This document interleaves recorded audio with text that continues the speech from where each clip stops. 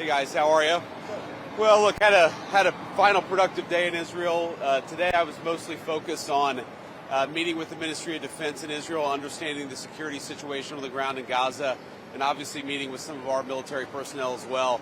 I mean, the whole purpose of this trip was to try to understand how to make the peace stick, how to move on to phase 2 successfully, and a big part of that is just understanding what would be necessary to police and secure Gaza so that on the one hand, we can provide stability and hopefully some humanitarian assistance to the Gazans, but on the other hand, ensure that Hamas is unable to threaten Israel. So it was a productive trip. I appreciate the Israeli government for hosting me.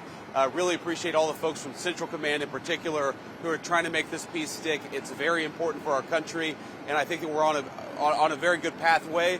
It's very early, but I do think that we've made a lot of progress in understanding what the composition of the ISF would look like and understanding what would be necessary for it to actually be effective, and then just to understand how Central Command is going to work with the troops who are going to actually be on the ground. Again, no American troops on the ground, but American troops supervising and mediating the peace, understanding what that relationship would look like. That's really what I was here to do. Well, look, our hope in the administration is that the international security force is going to now take the lead in disarming Hamas. That's going to take some time, and it's going to depend a lot on the composition of that force.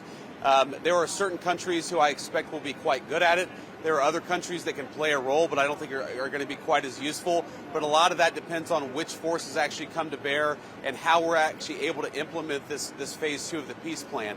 I do think that we're in a good place. I mean, for all of the difficulties and all the problems, right now, I think we can say with confidence that Israel is respecting the ceasefire, Hamas is respecting the ceasefire.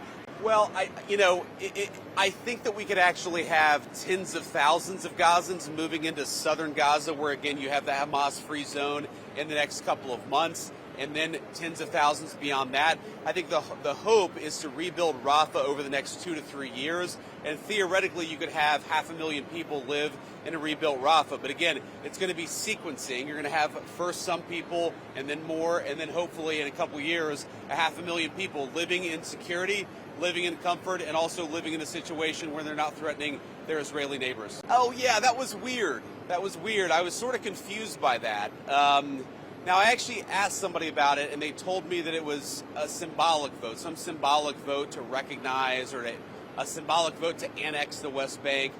I mean, what I would say to that is when I asked about it, somebody told me that it was a political stunt, that it had no practical significance. It was purely symbolic.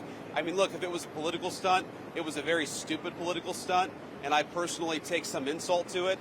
The West Bank is not going to be annexed by Israel. The policy of the Trump administration is that the West Bank will not be annexed by Israel. That will continue to be our policy. And if people want to take symbolic votes, they can do that. But we certainly weren't happy about it. Thank you. Thank you.